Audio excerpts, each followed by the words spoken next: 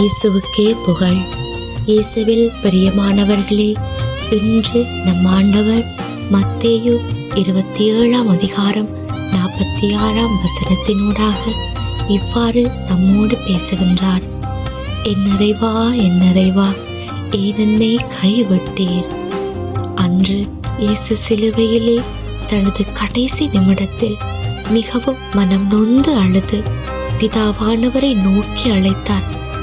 மனுக்குலம் செய்த பாவங்களுக்காக தன் உயிரையே பழியாக கொடுத்தார்.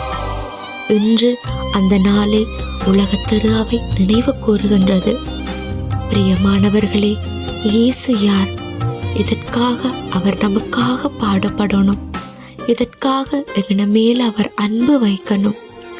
இதற்காக அவர் நிந்தைகள் அவமானங்களை சகித்து கொள்ளணும். நமக்காக இதற்கு தன்னுடைய ஜீவனையே கொடுக்கணும்.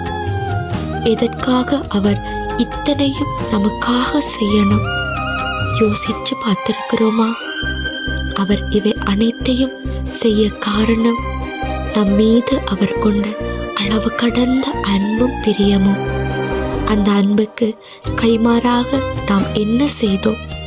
தலைக்கு முட்கிரீடத்தையும் பாரமான சிலுவையையும் கைகளுக்கு விலங்கையும் தான் கொடுத்தோம். எங்களோட வாழ்க்கையில சின்னதா ஒரு தடுமாற்றம் ஏற்பட்டா உடனே ஏனாண்டவரே எங்களை கைவிட்டுட்டீங்க என்று கேட்போம்.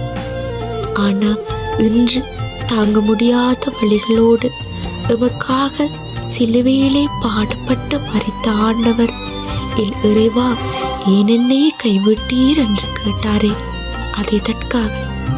அவர் செய்த குற்றத்திற்காகவா அந்த தண்டனை அவருக்கு? இல்லை, நம் மீது அவர் வைத்த அன்புக்கு அவருக்கு கிடைத்த தண்டனை.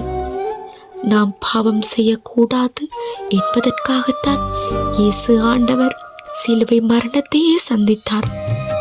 அவருடைய தியாகத்திற்கு நாம் செய்யும் கைமாறு இனிமேல் பாவம் செய்யாமல் அவருடைய பிள்ளைகளாக வாழ வேண்டும். ஆமேன்.